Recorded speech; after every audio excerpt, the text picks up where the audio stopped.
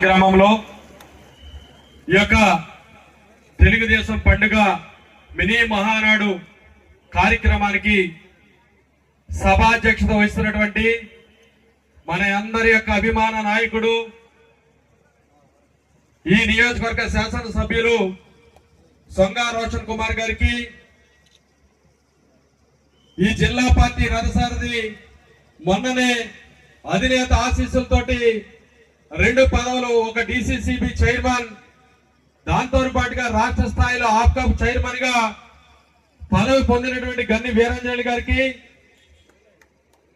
మాజీ శాసనసభ్యులు గంటా మురళి గారికి, పెద్దలు ఈ నియోజకవర్గానికి అనునిత్యం మార్గనిర్దేశనం చేస్తున్నటువంటి జగ్గవరపు ముత్తారెడ్డి గారికి, వేదిక మీద ఉన్నటువంటి మండల పార్టీ అధ్యక్షులు, వివిధ హోదాల్లో ఉన్న రాష్ట్ర కమిటీ నాయకులు, జిల్లా కమిటీలో ఉన్న నాయకులు, వేదిక ముందున్నటువంటి తెలుగుదేశం పార్టీ కుటుంబ సభ్యులందరికీ కూడా హృదయపూర్వకమైనటువంటి నమస్కారాలు తెలియజేసుకుంటూ, ఈరోజు మరి ముందు ఎమ్మెల్యే గారు చెప్పారు, అడుగు వెనక వేయక తగ్గేదే లేని ముందుకి పోయేదానికి వర్షం అంతా కూడా ఎంత భయపెట్టిందో మనందరికీ తెలుసు.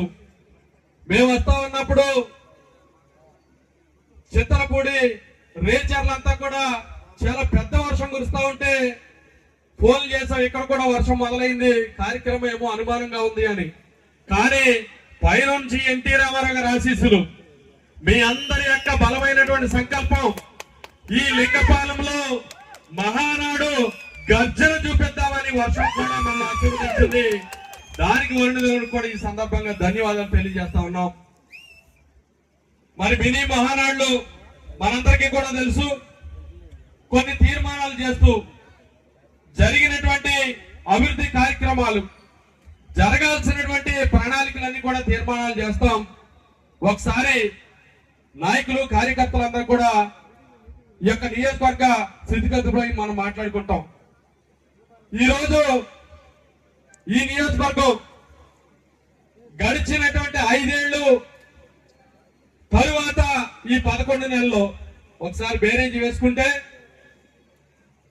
ఒక చిన్న ఉదాహరణ, గడిచినటువంటి ప్రభుత్వంలో ఒక రోడ్డు కోసమై వరినాట్లు నాటాం, పాదయాత్రలు చేశాం, ఎమ్మెల్యే ఇంటిముట్టడి చేశాం,